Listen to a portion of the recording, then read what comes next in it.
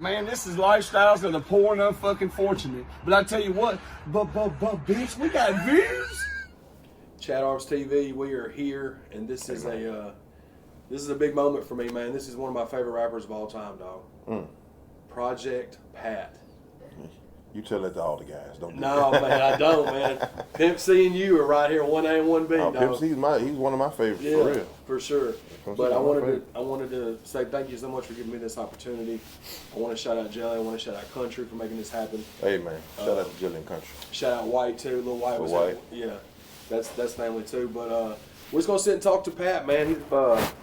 He's a legend in the game for, golly, 25. It's been a minute, something like that. Yeah. Maybe more. But I'd love this. We're just going to sit down and talk with you, man, and kind of go over some things. First thing I want to talk about briefly is, I know you've done other interviews. I know you did some stuff with Vlad and stuff. So growing up, I know you said you, like growing up in Memphis, you were saying that you didn't have like a super rough growing up because you had your pops was in your life, right? Yeah, he was. And then you said, but what I wanted to touch on is, when did you want to start doing music? Was Juicy doing it before? Obviously, you and Juicy are brothers, right? Mm-hmm. You're a year older. Yeah. Yeah. Yeah. Juicy was doing the music, and I just got in it because of the money, and I just seen the money, and so I jumped in, and he basically persuaded me, like, man, you gotta come on his music. He was showing me how he was getting the money, and I was just like, wow, like this is crazy, like this is a lot of money, like, Juicy was getting money like a dude selling bricks, like. Yeah. So I mean, like literally, like I saw the money, I was counting the money, I was able to count the money, like I was just like, man, that's crazy. So when I seen that, I just said, man, I was like, man, I was always infatuated with some money anyway, so yeah, so it kind of worked out. So when they were doing the underground stuff, like in the early '90s and mid '90s, I know you were on some of that. Was that kind of your first taste of like doing music, like jumping on those old, like the 666 Underground stuff? That was my first take of doing music, because I was really excited too, and it was just something new for me, and I wasn't really a rapper. I really don't even consider myself today as one, but I know people say, they argue with me, so I don't argue with nobody. I just say, okay, if you think I'm rap, okay, whatever. Right. But I really studied the game. Like I was studying like guys like 8 Ball, MJG. I grew up on them, and like Scarface, and I was just studying the game. Too Short. I kind of like learned the game, like, cause I really wasn't like on it like that. Far as just like it's just ooh ooh ooh ooh. I was like, well, like I always look at it like, if I'm gonna do something, I need to study it first. Right. Yeah. I need to figure it out first. Like it can't be hard. I mean, it's just rhyming words. So I said I can make a word rhyme. Boom boom boom. And then I was always around dudes, like older dudes, like dudes that always was talking slick, like I don't know, Pimp Player, Baby Layer, you know what I'm saying, old guys. Yeah. And I used to be around them older guys, old pimp dudes, slick talk, yeah. So I grew up around dudes like that. So I used to take stuff that they would say, and then I'd make it into raps, you know what I'm saying, in flows. Yeah. So I would start like, I know this one guy, he's an old pimp dude. Well, he wasn't a pimp dude. He was from South Memphis. I ain't gonna say he was a pimp dude, but I used to ask him about them old pimps, and I said, "Hey man, look, tell me some of that old pimp stuff they used to be talking." And he had a song. He not a song, but it was saying. He said, "Man, they used to be saying, oh man, Pimp Player, Baby Layer," and I said, oh, "Okay." So I started the song off on chewing, the song called "I Get the Chewing." Yeah. So I said, well, it's the pimp, player, hoe, layer, money making. I start off like that. Yeah. And I got that from the guy. But he gave me the flow, though, because of how he was talking. So it's like, man, a lot of stuff I would do that, like, I don't know, man. It's a lot of my flows, like, really come from the street, because, like, it was just sayings that we would say or stuff we would do, you know what I'm saying? And that's one thing about you, obviously, like, is how emulated your flow is, and how like original your sound is, and how many people use it. And I know that you said that doesn't bother you, just because, you know what I'm saying, if somebody can do that, they're not ever going to be able to do it like you, but it's just kind of a form of flattery, I guess. Yeah. But like, I guess before you dropped that first solo record, I know you dropped the Murders and Robbers, and that was like underground stuff that y'all put out after. Was you in the group, the Kazi group, right? Was you part of that? The Kamikaze Time's Up, but that was before the first solo album, right? Yeah, what happened was I had created that before I went to jail. Right. Yeah, I had created the group before I went to jail, and then when I created the group, I created the name. I put like that. Yeah. And then Juicy was like, well, "We could put this person in and this person in," and I was like, "All right, cool." You know, 'cause they was cool people. They cool people, whatever. Yeah. And when we got in the group, it was cool. But what ended up happening was we didn't do another one, and we should have. Oh man, We should have. Kamikaze Time's Up is a classic. Yeah, we should have did another one, but we didn't. And they were mainly pushing for me to go solo. And I mean, I didn't have no problem with it. I mean, of course, it was a bigger bag. So, and then it was like that was with Selecto Hits when I came out. That was with Sony. Yeah. So it was bigger, you know. So that album, like you recorded, because I know you said you the Aggravated Robbery was like mid-90s. I remember because you were saying it was during the time, like around the time that that Menace to Society came out and all that. Mm-hmm. So like you recorded those verses when that was what you got out. You talking about Get It Green or the Kamikaze Time? That was when I got out. That's when you got out. Okay. Yeah, when I got out. Yeah. Yeah, and then you got and then of course you dropped Get It Green, which is a classic one for sure. Yeah. That one, that's the first time I had heard you because I'd always been a fan of 3 6 Mafia, and I'd heard you and just didn't know it, I guess, because you didn't have a solo record yet. Yeah. Because I had the Kazi album, but that Get It Green CD, man, that's one of those that me and my buddies bought so many times because it was just one of those that you just let ride or whatever. Yeah. Did you see once you did that first solo record? Did you really start to feel like this is taking a turn, or was you just because y'all are already bubbling then anyway? Yeah. With the chapter 1 and 2 and all that. Yeah, it was because I used to be around like big rap stars. Like when Get It Green was, I was around like Ice-T them and like big rap stars that I was just like the time like L Cool J and I was just like, man, I can't believe this. Like I'm around these people, and it was crazy because they knew who I was. Like they actually was coming up to me. Like I put like this: if people didn't know who I was, as far as like just people, like all the rappers knew who I was, and it would mess me up because when I walk in a room, they'd be like, "Oh, what's up, Project Pat? What's going on?" I used to be like, "How you know me?" Yeah. It's like, "How you know me?" But man, it was really something to me because like a lot of the people like even like Pimp C stopped us on the road one time and he told Paul said, "You know who your biggest fan is?" I was like, "Who you talking about?" He's a Pimp C. I like, "Man, get out of here, man." Like whatever, you know what I'm saying? He's like, "Nah, man. Pimp coming from he was coming from Houston. He said, 'Man, he want to meet you, man. He wanted us to pull over because we was on our way to Houston. He was on his way to New Orleans. We was on I-10. We finna pass each other. So he get out the car. He said, man.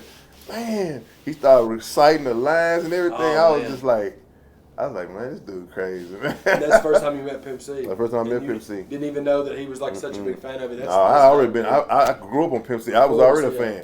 But I was like, wow, that's crazy. Like I didn't even know that. He felt the same way about you. I didn't even know it. Yeah, I didn't even know that. I didn't know that one at all. And of course on Get It Green, that's when you had, where y'all did Sipping on Some Scissor after that, but they took that sample from the intro, which Juicy did that. Yeah, for sure. And that one turned out to be huge. That was huge. Sipping on Some Scissor was like that. That's when I started noticing where like y'all were taking a mainstream like turn. It felt like y'all were starting. It seemed like with that song, it just hit different. See, the thing is, it did. It really did. We was plenty of money, plenty of shows. But see, what people don't understand when you rapping, man. And that's how I like, pistol with Pat, got the pistol and I went to jail and stuff like that. That's why like a lot of times I can relate. I really can relate to people that's younger now when they go to jail. Now some of the stuff I can't because some of the stuff I don't understand, it's like, well, I would have never done that. But I can relate to a lot of it because it's like when you young and you in the game, you just in the game. Like it's all new to me. So I don't make that an excuse. That's not an excuse to fail. Now, nothing's an excuse to fail. You just weren't thinking.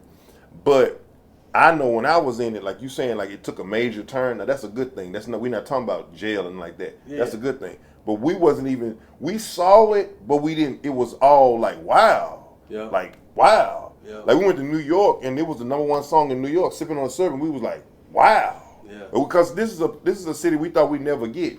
Yeah, so we was just sure. up there doing promo, and look, it was like we was up there doing promo, and every time we was go up there and do promo, we was like, ah, man, New York, man. Yeah. We got some fan people, some people was messing with it here and there. It was like, maybe we went up there, maybe it was the #1 song. I was like, wow. Yeah, man. And then I went back up there when Chicken Head dropped, and it was the #1 song, and they still was playing Sipping on the Syrup. And they just stopped, and every time we used to go to New York, then after that, they was playing all that stuff on the radio. Yeah. And I was just like, this is crazy. That's when that hit different, man. That's what just from like a listener standpoint back then. What I did want to ask you about too, Chicken Head. So Okay. the Chicken Head song, like I know you want to speak about how that came about, because I know you said didn't it just turn out from just like you was walking down the street and I was walking up the steps of my cousin's house okay, with this girl. Yeah. That was from the south side of the city. So she had her hair in a slick back with some gel and a little bun. So I was behind her like poking my face in the back of her head like chicken. I started going bark, bark. I was messing with her and she was like gone. And then I said bark, bark, chicken, bark. That's exactly how I came with the song. Like this is exactly how it happened. Bark, bark, chicken, bark, bark, chicken, head, bark. I said, man, it'd be hard for a song. So I called my brother as I'm going up the steps. I called Jay, he's in the studio. I said, hey, listen to this, man. This would be hard for a song. Bark, bark, chicken, bark, bark, chicken head, bark, bark, chicken. And he said, hold on. He said, bark, bark. He was already cooking it up in his head, yeah. You said, ooh, yeah, I know I can put it into that. He said, yeah. Hey, man, I'm going to lay there tonight, man. Can you come later tonight? I said, of course. Yeah. I was going to kick with her all day. She ain't talking about nothing. Yeah. And that night, I made that song that night. But see, I'm going to show you something, though. Yeah. Now, since you're in it, like when you're young, you in it, I make songs anyway. Yeah. Okay. Yeah. You know what I'm saying? Like, it'd be like a person that's, I don't know, they shoot guns. So they just get the gun and boop, boop, boop, boop, boop, boop. Then you go throw them a new version of the gun. It's kind of the same. Boop, boop, boop, boop, boop, boop, boop. It's like, it's nothing. Like, you're like, man, you hit that. You be like, oh, man, I'm a shooter. I do this all the time. Like, so when I made the song, I just made the song. I ain't think nothing about it at all. Like, I didn't think nothing about it. And I was like, all right, cool. They was like, man, this song hard. I like it's hard. Yeah. Okay, next. Yep. Yeah, we weren't thinking about, because when we in the studio like that, we just cook up song. Mm-hmm. Bam, okay, done. Next. Cook up, done. So next. See, it was like a factory. It was like just putting them out, bam. Yep. Just putting them out, bam. Putting them out, bam. And see, when you do it like that, and you got confidence in what you're doing, then, man, you supposed to have 30, 40 hits, or 50 hits, 100 hits, who knows? But you just cooking them up and rolling, you know what I'm saying? But we didn't never know which one was going to pop, though. Yeah, and like you were saying, too, that was the last one y'all recorded for that Mr. Don't Play album, Yep, correct? that's correct. That was the last song I recorded for Mr. Don't Play, was that. And that became the single. Yeah. Because the first song was Cheese and Dope. Which is it's probably my favorite song you've done. I mean, that's probably a lot of people's favorite song. But that was LaChat always planning to get on that, or was it a thing? Chicken Head. Yeah, was she just there? It was. She wasn't getting on it first, but I wanted her to get on it because, a back and forth, going back and forth. Almost like a battle rap kind of thing. Yeah, like and Paul kind of, as the song, when we did the song, at first she was just going to get on it. Yeah. Because, Chet was getting hot, she was bubbling, and she was just going to get on it. Yeah. But then Paul suggested, man, y'all ought to go back and forth on it. And I was like, yeah, that'd be hard. So then we went line for line, and that's what killed it. That killed it. Yeah, that killed it. Y'all still performing it to this day, dog? Still rocking it to this day? Yeah, still getting money off of this to this day. And man, that was like you said, 20-some years ago. It's like, wow. Man. Like, 2001. Yeah, that was Mr. Don't Play? Yeah, that was 01. So, what's it, 22? So it's like, what, 20 years, 22 years, 21 years ago, something like that?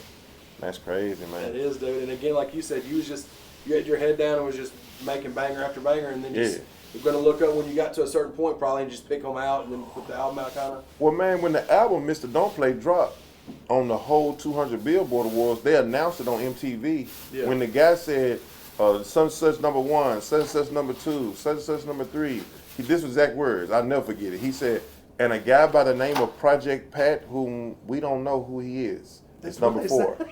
God. Because they didn't know. Yeah, right. They didn't know. The fact It that they was didn't Mr. even Don't hide Play. the fact. They said, Mr. Don't Play, number 4, Project Pat, a guy that we don't even know. I was tripping. I laughed. I said, ha, ha, ha. Yeah, they didn't. Hey, but it was crazy because I couldn't believe it. Yeah. On the top 200, Yeah, man. we talking all kind of genres of music. Bruce Springsteen was out. You know what I'm saying? Yep. I'm number 4. Yeah. Unreal. That's when it was physical only. There Oh wasn't no yeah, digital, it was bro. physical. It was all physical. You was having to hit the CD stores to get them. You had to go to CD stores. I was number 4. Yeah. I couldn't believe it. Yeah. Like it messed me all the way up. Yeah. Yeah, that messed me up. Yeah. So following up from Mr. Don't Play, you had Getty Green, and then Mr. Don't Play leveled up even more with Chicken Head, and then of course you had some other singles on there. I know Don't Savor. Was you getting radio play on that one too? Oh yeah. I remember that one was. Yeah. I thought that was getting radio play too. Man, I was getting radio play really on all the songs. Like even the ones with the cussing on it, they was playing them joints on the radio. I couldn't believe it. I'm talking the cussing songs. They was playing them joints. It messed me up. They were saying the cuss words and everything. Oh, they didn't even bleep them out or nothing. No, That's crazy. No, not in Memphis and a lot of other cities, like different other cities. I was like, hey man, how is they doing this?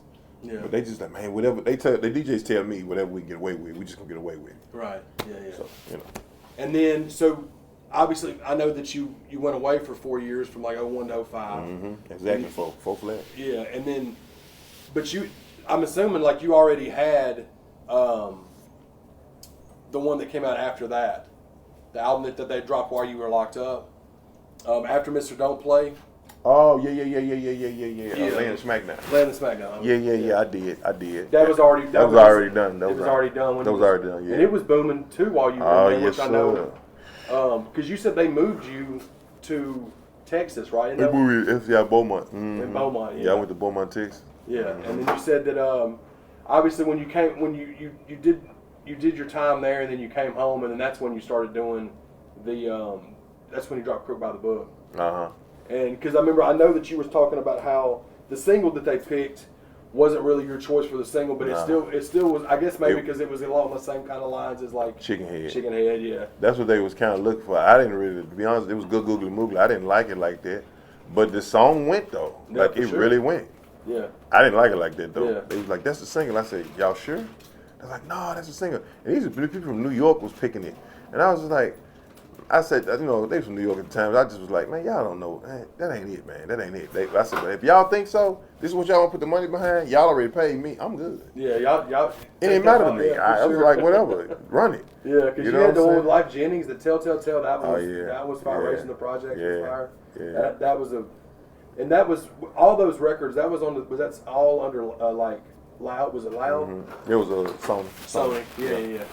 And then Columbia, Sony. Yeah, for sure. Mm-hmm. So, because that you had like four albums at that point, and then you were still doing all the stuff for when you leave. Okay, yeah. Like that's not real life. You holding a stick in your hand, and then all of a sudden you snitching on everybody. Mm-hmm. Yeah, see, you snitching on everybody is who you really are. You're not supposed to. You know, the thing is, people praise street stuff, and it's like, why though? Like when that ain't even you. I know this lady, man. I'm gonna tell you something, man. Good lady, man. Good lady. She in Jackson, man. Ain't Gail. That's my sister, man. Good lady, man. And she's a Caucasian lady. She used to be, but when I say she was young, she was wild. Oh man, she beat murder charges just by the grace of God. Yeah. And she was on drugs, strung out bad. She was back in them acid days, and she was out there hustling, selling drugs. I'm talking throughout the United States of America. She was all in San Diego, up in New Jersey selling drugs. Yeah. Yeah. She was on the run, hanging with the bikers, all that. And she was, it was real. You know what I'm saying? Yeah. But God saved her. And now she's the head of a place that's a homeless shelter for women and children, runaways, and she really helping people for real. She just built a $1.5 million facility. They just broke the ground on like the top of this last month. Oh, that's dope. Yeah. See, she got a real story. God saved her life. You know what I'm saying? Kind of like that's why I like Jelly. You see what I'm saying? Yep. Because see, Jelly the same way. Jelly went through something. You see what I'm saying? See, that's real. That's what's real. Yeah. You see what I'm saying? Yeah. But on the ground with sticks, and I mean, that's cool if that's what you want to do. I don't knock you for what you want to do. But it's not cool if you're doing this and you throwing this up and you claiming all this, and then when you get in interrogation room, it was him, it was him, it was him. Yeah, see, that's who you is for real. You know what I'm saying? Yeah. I was just saying, man, I like the way Jelly got confidence in himself. You know, he always had confidence in himself. Like, you know how some people they let a lifestyle, somebody, you know how people say, you know, I mean, when I say this, let me start by myself. I'm overweight myself. You know what I'm saying? Yeah. But you don't let something like overweight make you say, oh man, I'm not gonna make it out here. They won't like me, or you know, I don't know if I, you know what I'm saying. And Jelly don't do that either. You know what I'm saying? Yeah. You know, that's a nice accomplishment for people. Like people just say that's something normal, but it's really not. Because see, you look at Jelly and be like, man, that big dude, man, like he got confidence though. You know what I'm saying? Yeah. And what people don't understand is whatsoever, like the Bible says, whatsoever man thinketh, so is he. So if you think that you're not that guy, you could really be that guy in looks, in money, and everything. But if you think you're not that guy, that's why you catch people. They'll say people that's got money that you know work out and supposedly quote unquote look good. Yeah. They say you a lame. Yeah. They call them a lame because Yeah. they don't have confidence really. So they have confidence in stuff like a brand new car or some money. Yeah. You know what I'm saying? And if they didn't have that stuff, then they just jump off the roof. Yep. See, people that are considered underdogs, I say considered underdogs, them be the people that's got confidence and whatsoever. See, people don't understand that where this come from is, you said, what, like you look at me and say, well, what is country bumpkin looking dude, how this dude coming up on money and all the nice looking women want him, you know what I'm saying? Yeah. Well, you know why? Because I got confidence in me. It ain't about the rapping. It ain't about the clothes. It ain't about. I got confidence. I'm gonna come up. I'm gonna get me a piece out here. Like, I like, you know, just according to, I'm gonna say I'm the most handsomest guy in the world. I ain't gonna never down myself, but you know, I always, at the same time, I consider myself ugly. So it's just like, you know, I don't let that stop me though. You know what I'm saying? Yeah. And that's what I say. I like people like, and I'm just using Jelly as an example because I know you have a relationship with Jelly. Oh yeah, that's my dog, man. Yeah, mine too. That's mine Yeah. too. And man, I really respect dude, and I'm talking about to the fullest. And it's like, you know, he I put like this, like Jelly Roll's the type of guy, he's gonna make you respect him. Yeah. Because as soon as you get around him, you're not gonna just see the talent, and you're not gonna just see his confidence. His swagger is his confidence. You see what I'm saying? Yeah. So see, you're gonna respect him also because of the talent, the swagger, but also because he's a good-hearted person. Absolutely. You see what I'm saying? Yeah. And it's like, you know, I really respect that. Like, I respect that. You know what I'm saying? Like more than just the accomplishments. I mean, I salute that, but to the max, because I mean, I knew Jelly when he was coming up. You know, and man, good dude, man. Man, shout out to Jelly Roll, man. You know what I'm saying? Blessings to him, because I'm talking about, man, bro. I don't know his full struggles, but I know he has a lot of struggles in his life. You know what I'm saying?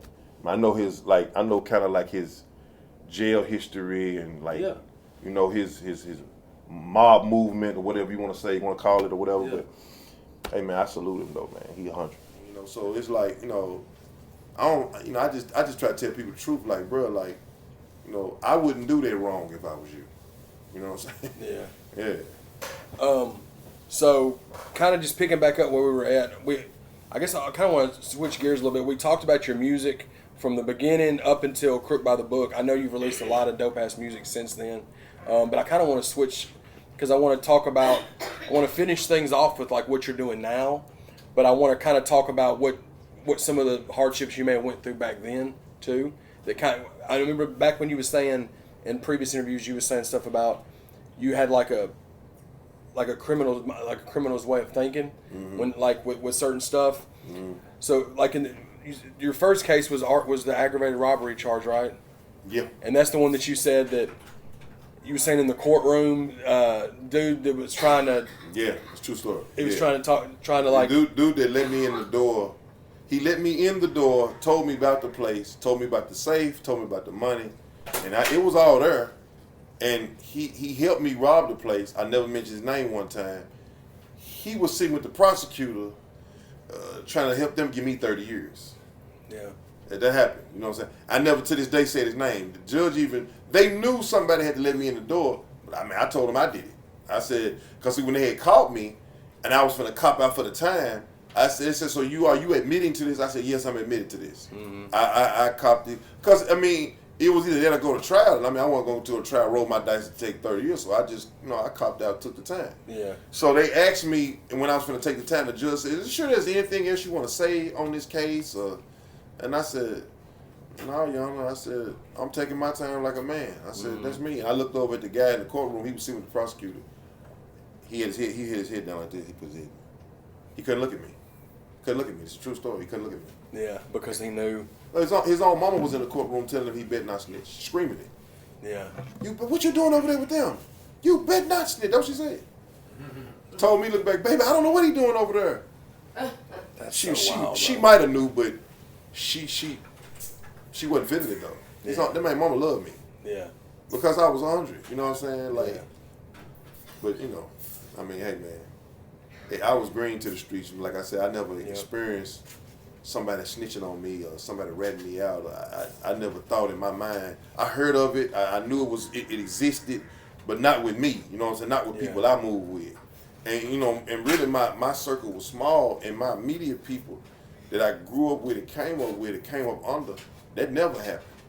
But when I went outside my neighborhood and got connected with this person, and we was good. At least I thought we was. Yeah.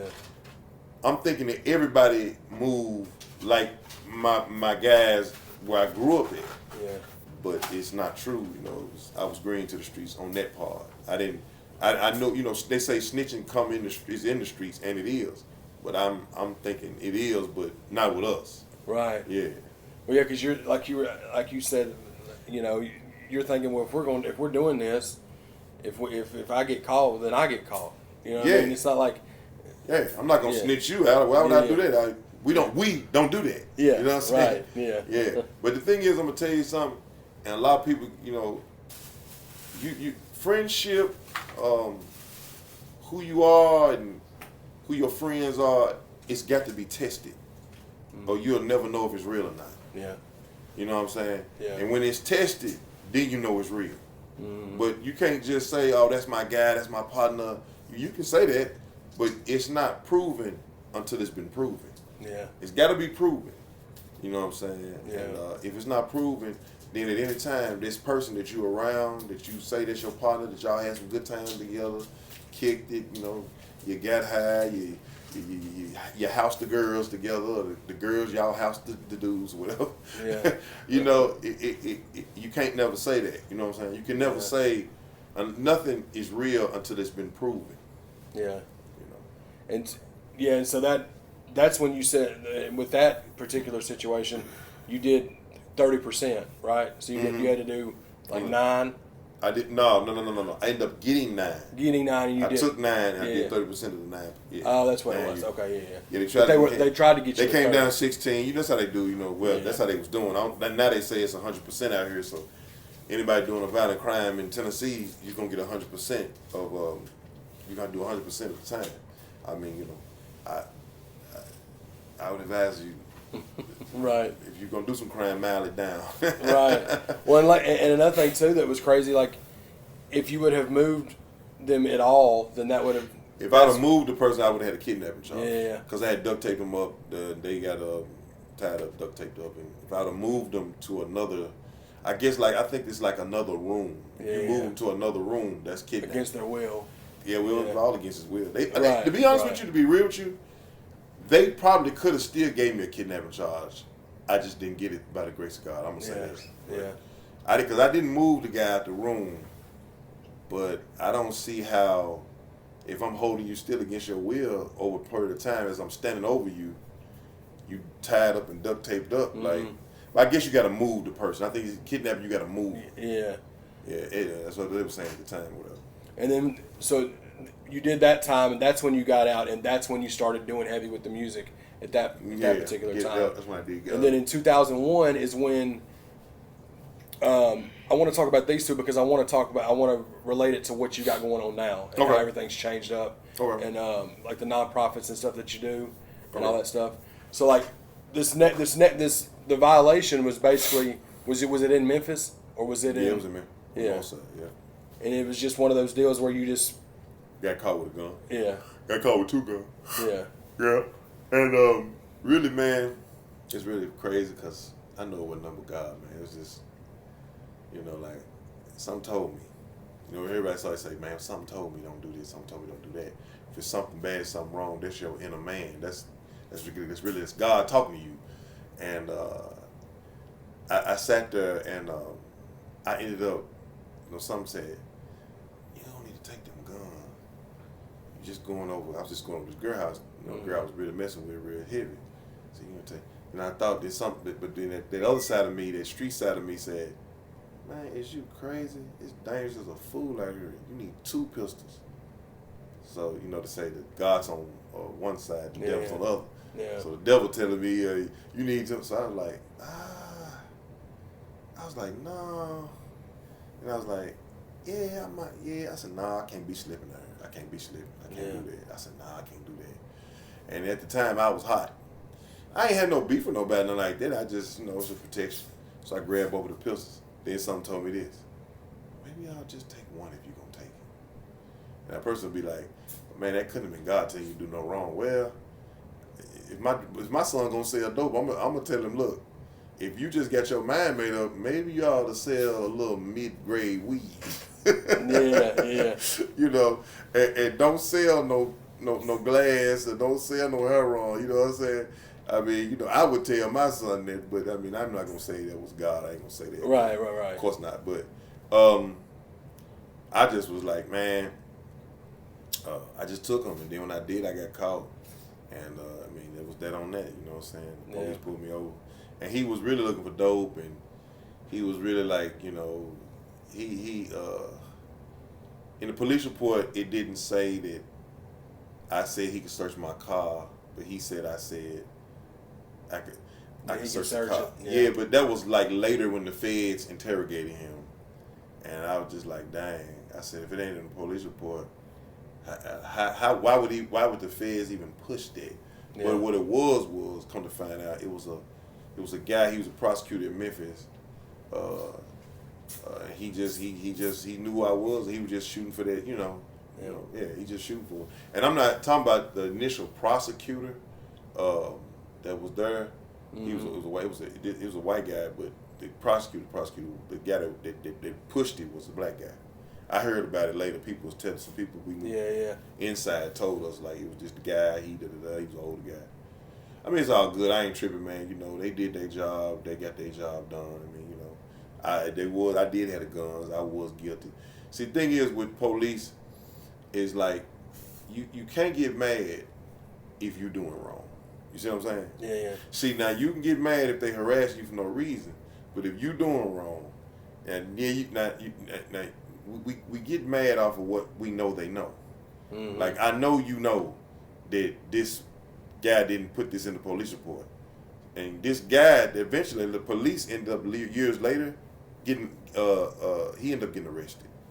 Oh wow. Yeah. He ended up getting arrested. Yeah. Because he was doing something crooked on his job or something. Yeah. But I'm not gonna get into that. I'm not trying to slander nobody. I mean, at the time, I'm not gonna say he was crooked. I'm gonna say he was good.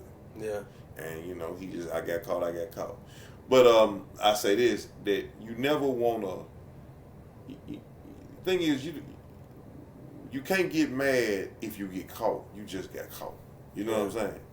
Yeah. And that's how I looked at it. At first, I was hot, but then as I got going through the system, talking to God, praying, I said, you know what, man, I can't even get hot at them folk like that because it ain't like I ain't got away with a lot of most stuff.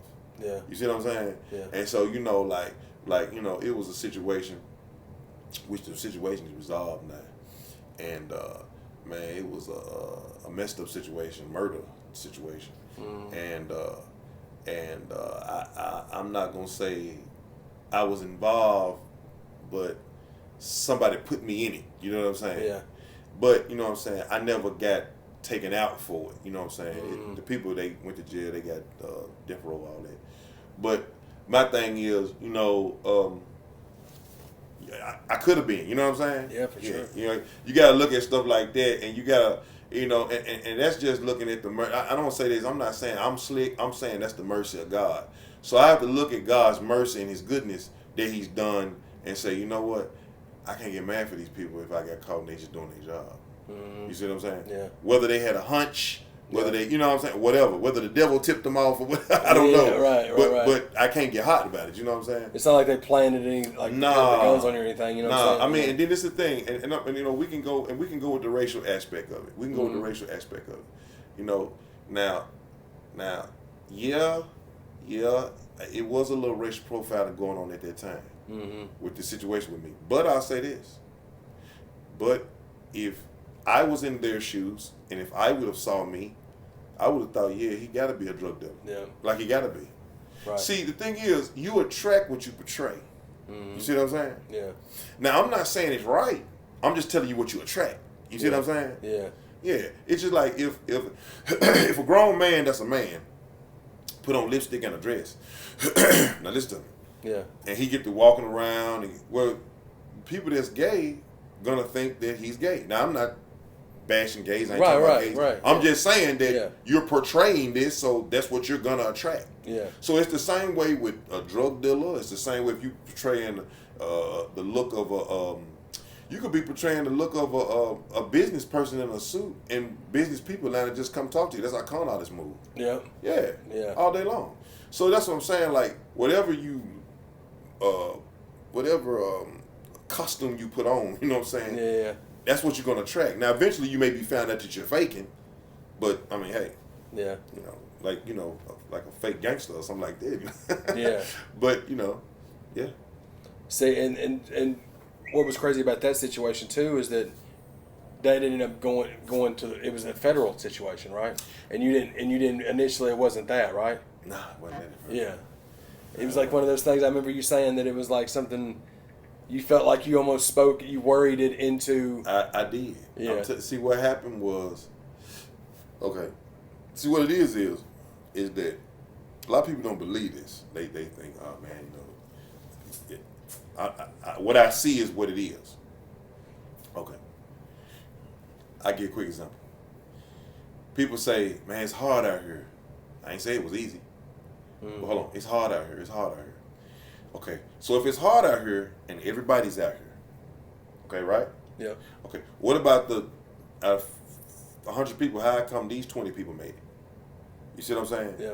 Now you got to think about that. Like, when they're just lucky. No, it ain't no such thing as luck. It's determination. Remember, I said in the beginning of this conversation, I said the Bible said, "Whatsoever man thinketh, so is he." Well, if you think it's hard for you, and you believe that in your heart, and you confess that with your mouth, guess what's gonna happen over a period of time? Yep. You're gonna make that happen, and you're the one doing it. And see, people say, "Oh no, man, I heard about this." No. This is my thing. In the end, we all gonna know it's true. But I'm telling you right now, it's true. Because see, I wasn't fed at first. I didn't think nothing about it. I wasn't studying it. I mean, people, whatever. Nobody was going fed. People in the units I'm in, they get the same charge as me. They ain't going fed. Yeah. But a guy told me about this drug dealer, that dude that I looked up to when I was young, you know, and I looked up to the guy all day long. And they said, man, you know, the feds couldn't get him on the drugs, so they got him on the gun. And he was a felon, so they got him on the gun. And I was like, the feds can get you for a gun? And they was like, yeah, you can get you for a gun. But that's just if the gun, if they can't get you on nothing else and they want you. They just want you. So in my brain, I'm like, well, man, I started thinking, maybe this could go fed. But so you got to think, where did that thought come from?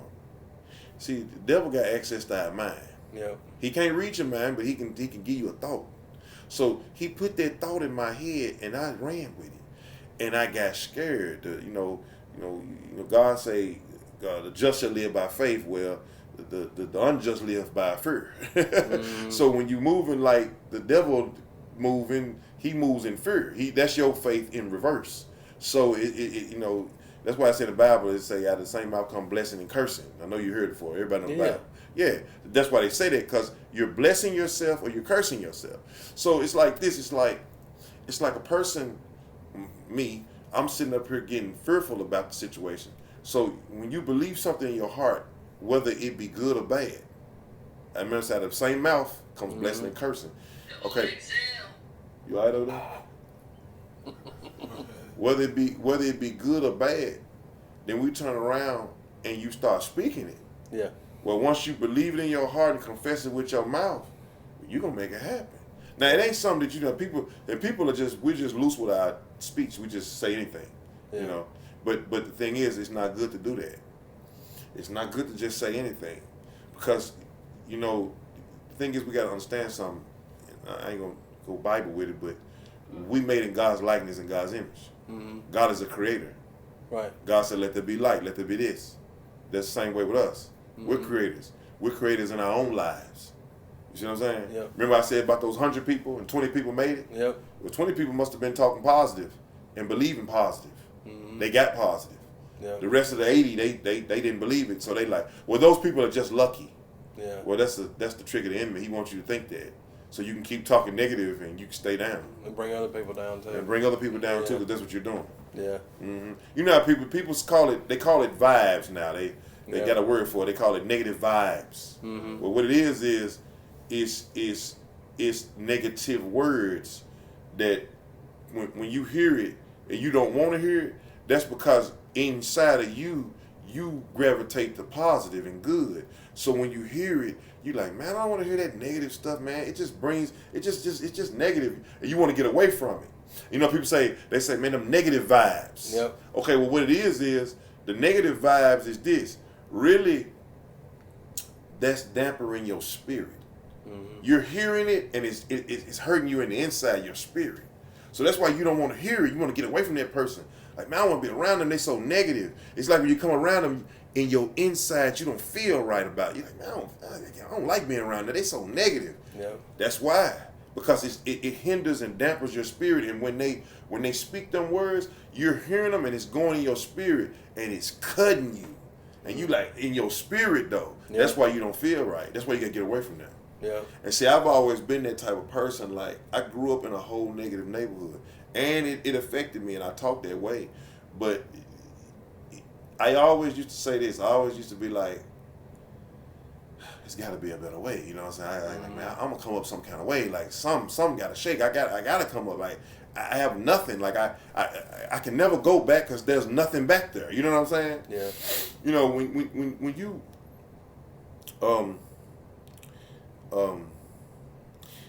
I can't think of who they were. They was some in the Greek times or the ancient times or something. Yeah. It was you might know this. It's a group of people that when they used to take over a land, they would land on the land and burn the boats. They can't go back. Yeah. So they would burn the boats and say, we finna take this land or we gonna die. Yeah. And that's how you gotta be out here about life. You gotta be just like that. You gotta say, man, I'm finna burn the boat and I'm finna go. And I'm finna make it out here. You gotta start talking positive about your life. You gotta, a person gotta start, see, because if you calmly think, man, I talk myself into the prison situation. I'm talking about before the gun. Yeah. I'm talking in the beginning. I used to hear people going to jail. I'm out here doing wrong. And I used to always say to myself, man, I know I'm probably going to go to jail. I know these folks going to catch me out here. I know I'm And I used to ride by the penal farm in Memphis in 201. Be like, my partner such and such in there. Man, I'll probably be in there with him pretty soon. Like, you know what I'm saying? And look, people on the street, that's how we think. And we think that negative like that. That's the devil setting us up. So when we start believing it, we start confessing it, we already doing wrong. See, now you're acting on it. You know how you say in the Bible, say faith without action? Well, that's fear without, that's the negative with action. See, you're already doing the wrong. You're already doing it. And bam, you get caught up, you get messed off. Yeah. And it's us doing it. It's us doing it. Because it's like at the end of the day, man, when I got caught, I mean, I had the guns. It was me. Yeah. Yeah. I'm talking about, because he's still out here. I haven't seen him. He's in Memphis, big city. I don't. You'll see somebody in Memphis one time. Like, say, like, it's been times I've seen girls. I'm like, man, she finds food. I never see her again. And she couldn't even stay on the same side of the city as me. I never see. So it's not got to be like that in Nashville. You never see him again. Yeah. But anyway, I know the dude got to be seeing these interviews. I just thought about that. He got to be seeing these interviews. He got to be saying himself like, man, that man still talking about that, man. God, that man still talking about that. Yeah. I mean, it's the truth though. Like, yeah. I you know, if I see the dude just being honest, I would never like get mad at dude. I'm not mad at dude, and I shake his hand, everything. I'm cool, cause I mean, my life I pushed on, but you know, like I ain't gonna lie now. Like back though when I was younger, I couldn't run into him. Yeah. Nah, I couldn't run into dude. Yeah. He didn't want to run to me either. Right. Nah. And then my thing with that was, see how I move. It wasn't about being tough. You know what I'm saying? It's just about, well, you gonna have to kill me then. Yeah. Cause that's how I'm coming. You know. But you know, that's not the way to be out here, man. Because you know, you gotta think about future, and you gotta think about what you can have. You know what I'm saying? And when you step over that line, it's a possibility you could get away with it, but it's a strong possibility that you won't. Yeah. So that's a line you don't want to step over. You know what I'm saying? Yeah, for sure. Like it's too risky. You know what I'm saying? It's like certain things in the street I just wasn't into. You know what I'm saying? Yeah. It's like I'm not finna try to shoot no kids, kidnap no kids for money or nothing like that. Yeah. I just ain't into that. You got some people out there that like that now. They go all the way out. Yeah. Oh, black hearts. I just didn't have it. Thank God I didn't. Yeah. Yeah, I didn't go there. So, speaking about what we just talked about, now let's talk about now. Like, obviously, now, like, you got a much more positive outlook than you may have had back then. Yes. And you got a lot of stuff in the works, like, currently, other than just music. Do you want to get into that? Like, what all you got going on? Well, me and my partner Mike Brown, we got this organization called Go Foundation, and what we do is we go into the land and, you know, give them a good word. You know, we go to the prisons. I always say, which one of our mottos is from the hood to the trailer park. You know what I'm saying? Like we don't. There's no discrimination because we you know, our thing is a Christian base. You know, Jesus Christ is Lord. It's all about God. You know what I'm saying? And it's all about real love. It's not about phoniness and faking it. And we don't. If you're an alien, we love you. You know what I'm saying? Yeah. You know, and we just go out, man, and you know, and just spread a good word. You know what I'm saying? And just, you know, give some brothers, sisters, young and old, you know what I'm saying, you know, some knowledge of God and about life, man, about, like, you know, like, don't throw your life away, you know what I'm saying? We also deal with, like, suicide and stuff like that, and just young kids and juveniles and stuff like that, bro. When I leave here, I got another show in Greensboro, but when we leave on Sunday, we're going to this church, and we're going to speak to these youths at this church in the neighborhood of South Memphis. Let's go, man. Yeah. And, man, I'm tell you something, man. I'm just being honest. Like, you know, I'm going to tell you something, man. A lot of people, when they grow up, this first thing they say is, you know, you can be anything you want to be. And that's real, you can, you know. But what a person needs to find out is, you know, tell your child, let's pray to God and see what he wants you to be. Because, see, when you get in God's perfect will, then life will be so much more easier. So much more easier, so much less of a headache. Yeah. You know what I'm saying? Because now you in his perfect will instead of his permissive will. You in his perfect will, now he's helping you full-fledged, and it's him doing everything. Because, like, when I go out and talk to these people, man, it's God doing the talking, bro. It ain't me, because, you know what I'm saying, it's just him that he give me the words, the mannerism, and how to move, who to bless. You know what I'm saying? And he the one to open all the doors up. Man, we've been to a lot of prisons all throughout the state and in different states. Yeah. And I got some stuff coming up in Dallas, up in Indiana. I got some stuff coming up in Indiana and across the bridge in Arkansas. And man, it's real good, and the people are just like coming straight to us. Like, yeah. You know what I'm saying? It's all God opening up the doors. It ain't me like reaching out. But I do, you know what I'm saying? I tell people, if somebody looking at this interview right now, if you want us to come down to your prison, juvenile, whatever, you know what I'm saying? Like, all they got to do is go on my DM or Go Foundation's DM and just hit us up. And, man, I'm on my way. And it ain't about money. It ain't about, like, somebody paying us. No. We accept all donations. If you want to give us some money, we definitely going to take a blessing. But that ain't what I'm on. Like, we on our way. You know what I'm saying? And I remember it's all funded by God himself, because this is his business. You know what I'm saying? Yeah. And he been blessing us, man. I'm talking about, like, to do it, with the ability to do it, the ability to go out and pass out the books. We got some books we've been passing out. One of the main books is called Charles Capp's The Tongue of Creative Force. And it's a real good book. Just it starts off saying those who believe they can, and those who believe they can't. Yeah. Because it's the truth, you know what I'm saying? Simple but true sure. It's true. Yeah. And we partnered with the Charles Capps Ministry. It's out of England, Arkansas. And man, we just really been it's been really a blessing, man. It's really God, man. He been really like helping us and showing us, and it's been all him. A lot of people like to thank us for this and that and the other, but I tell them all the time, I said, well, no, thank us, thank God, because it's truly him, because he just changed my mind frame of how I look at life now, period. Because it's like, I say this right quick, because it's like when you really been through something and you really know your life for real, like those who ain't really been through nothing, I mean, I get it, you know what I'm saying?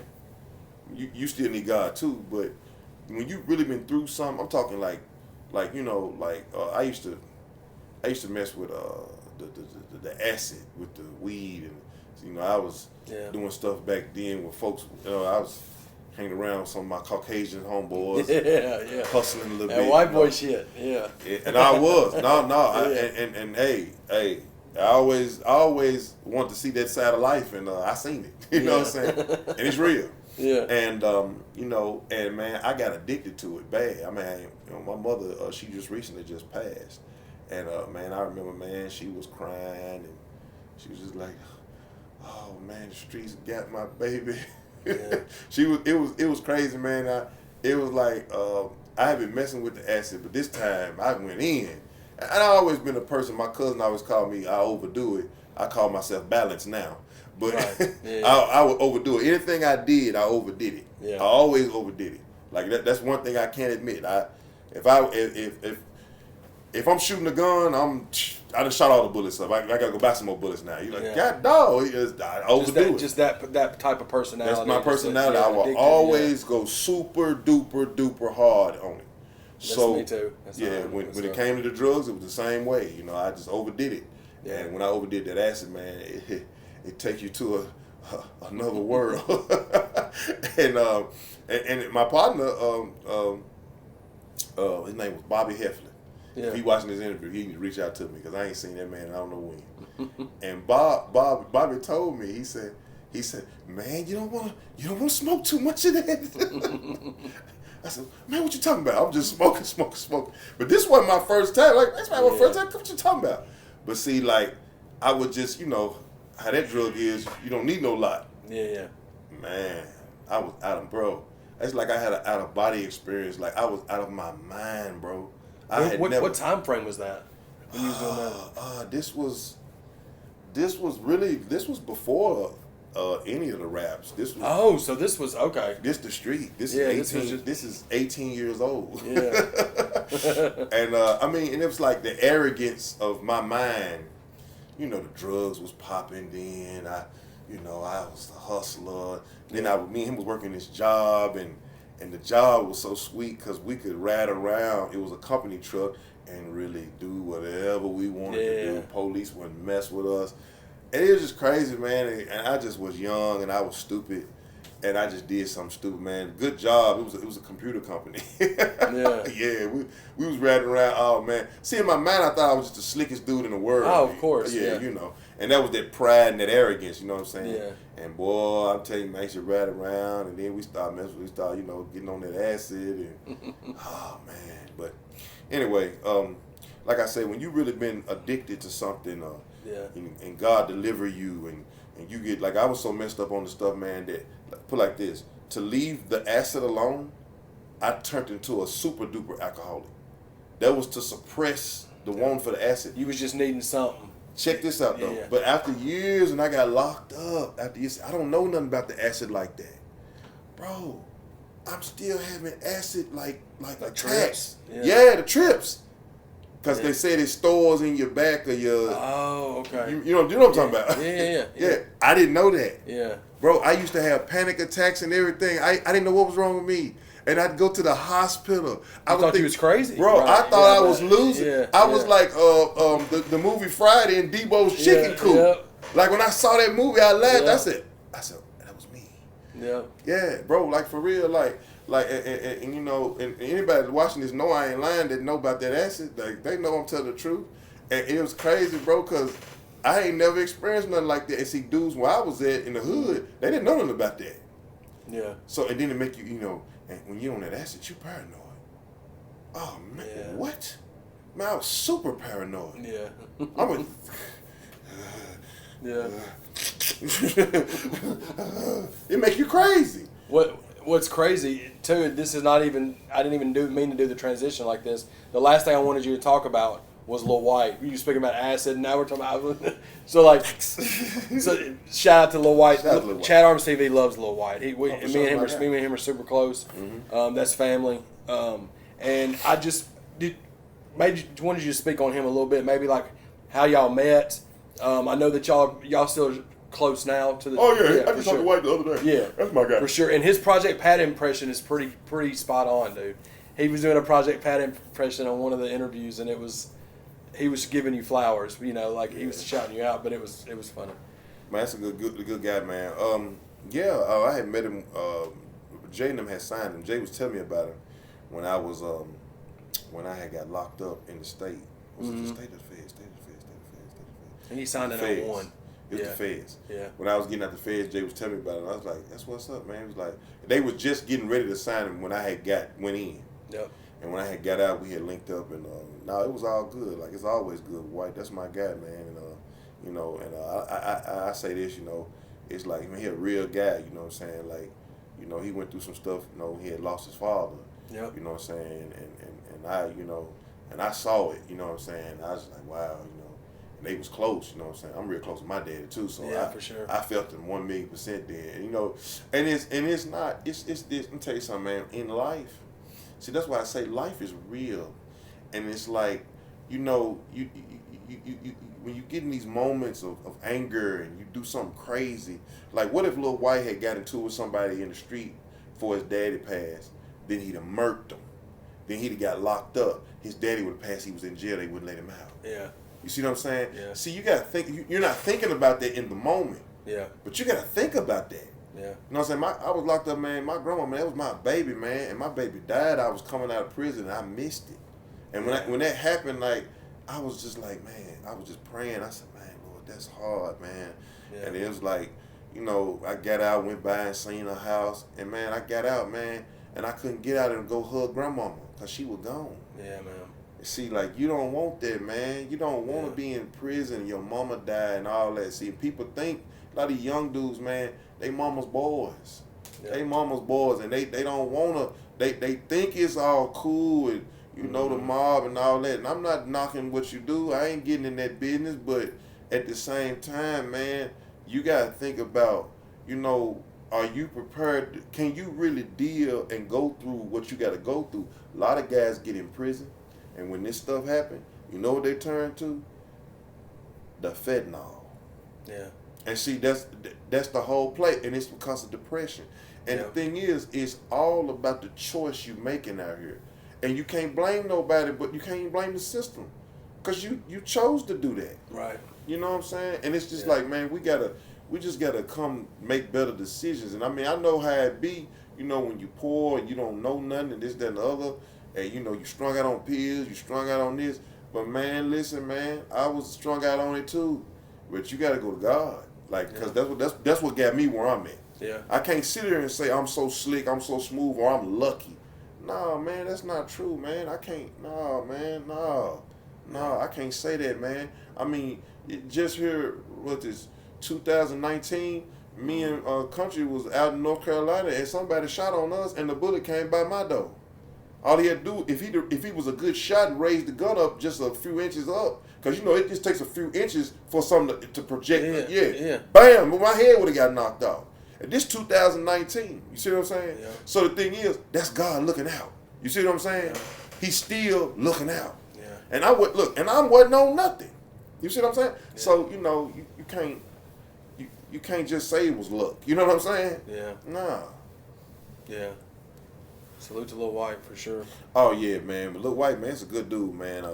I just talked to him a while back. He the one that told me about B. Peasy, you know. Yeah, man. Rest in peace, B. Peasy. Like that was he told me that when he told me I was on my bike, right? That's what he said. Yeah. Because I went up there for his follow-up interview the day after BZ passed away. I was on my bike, Yeah. right?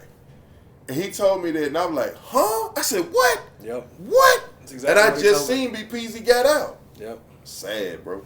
That's Yeah, sad. man, it's sad, dude. That's sad. That's It real is, sad, man. bro. It's crazy, man. To see the type of career that you've been able to have, and to see how far along you are in your career, and the way that you are now, like your spirit, and just the way that your outlook on stuff and the stuff you got going. That is a definite testament to why you keep getting these blessings. Still, I think, you know what I mean. Like especially like Drake, Knife Talk. Like, oh man, bro, let me tell you something, bro. Come on. Let me tell you something, man. Shout out to Drake, man. Yeah. Look, that wasn't nothing but a blessing. Like that was nothing but a blessing from God Himself. Yeah. And I'm gonna tell you something, man. I was totally blown away. You had no idea that it was gonna. Listen. I always said this. I don't know if country remember this when we was on the road. I used to say this all the time. I said, I'm gonna get me a Drake. Oh yeah, that was the thing. I used to always say that. I'm telling you, I used to always say it. Yeah. I don't know how it's gonna happen. He fucks with Memphis so tough though. He's so influenced by you guys. Oh like man, you can tell. Well, I put it like this, man. Drake deserves the spot he's in. I think he deserves it. I think he deserves it. I'm not saying it because he messed with me on the song. Yeah. If he would have never messed with me on the song, I'm real. I still would have. He still deserves it. Right. Yeah. Like dude is the number one artist because he's the number one artist. Like it's not a such thing of, you know, how people like, you know, oh man, you could never say. It's just like it was like somebody saying that this man is not bumping. Yeah. You ain't making no sense. Yeah. How could you say that? How can you not be bumping for 13 years and still be at the top for 13 years? Man, I'm telling you something. I saw You gotta Drake. be bumping at some I saw Drake when he first walked in the game, and Yeah. I'm looking at him right now, and I'm just like, wow. Yeah. Wow. Well, he got the formula down pat. He knows. Yeah. You know what I'm saying? He knows. And did you just get a call and they said, "Hey, we want you to spit a verse on this," or was it a verse that was already? It was a verse. Was it something you did with Juice? Yeah, It was like a Juicy. Metro had made the beat. Shout out to Metro. I've been on Metro since he was like 15. That's my guy. Yeah. You know what I'm saying? And good dude. And Jay just called me one day and said, "Man, you want the best news of your life?" And I said, "What are you talking about?" And he said, "Man, you're gonna be on a Drake song." I said, "Oh, okay. Well, send the beat over. I'm ready." You know. Yeah. He was like, "Oh no, you already on it." I said, "I am." I was like, "How is that?" Like I was just tripping, but. Hey man, God know what He doing. Yeah, because I promise, bro. Like that messed me up, but I'm sure that took, like social media wise, just talking about that. I'm sure when that happened, I'm sure you probably woke up to like. Oh yeah, oh man, a bunch of stuff. I mean, I'm sure that happens a lot, but everything. It was off the chain. Then he had Yeba on the album too. Yeba. Yeah. She's real talented. Yeah. She's real talented. Yeah. I had got turned on to her like right around that time, and I had bought the last album. It was an album she just bought out a little while ago, and man, she fire. Yeah, she's got that kind of like I want to say it's like an old school 72 type, 73 type music. I like it. Like it's like wow, like. He's good at finding artists Drake, like that. that's what I was gonna say. No, that's what I was gonna say. Like Yeah. Drake's good at finding like artists that really go with it. I put it like this, man. The man is so talented. He pieces it all together. Yeah. He good. He good at making a good puzzle. Putting the puzzle together. Like No, really. for sure. Yeah, for sure. And that I just want to throw that in there just because you was talking about the blessings, and that I'm sure that was something that you got because obviously you're super skilled and talented, but the stuff that you put out in the universe, you get that kind of stuff back. You know what I mean? Oh well, you know, you reap what you sow. You For know sure. what I'm saying? What you put, what you plant is what you're gonna get back. So yeah, that's for definite. And you know, you always want to plant good. You know, that's what you want. Yeah. Man, I want to tell you thank you so much for doing this for me. Oh, man, for sure. This was bucket list shit for me, and I appreciate you for sitting down with me. I appreciate Country. Appreciate Jelly, White, everybody that helped make it happen. I appreciate all you guys for that. And ChadArmesTV, this has been a great interview with my boy, Project Pat. Oh man, this is great. And if you ever want to do another one, bro, we'll link up down the road. Follow up if you got some other stuff in the works in the future. Let's do it. And Let's do it. thank you so much, man. Oh, for sure. Yeah.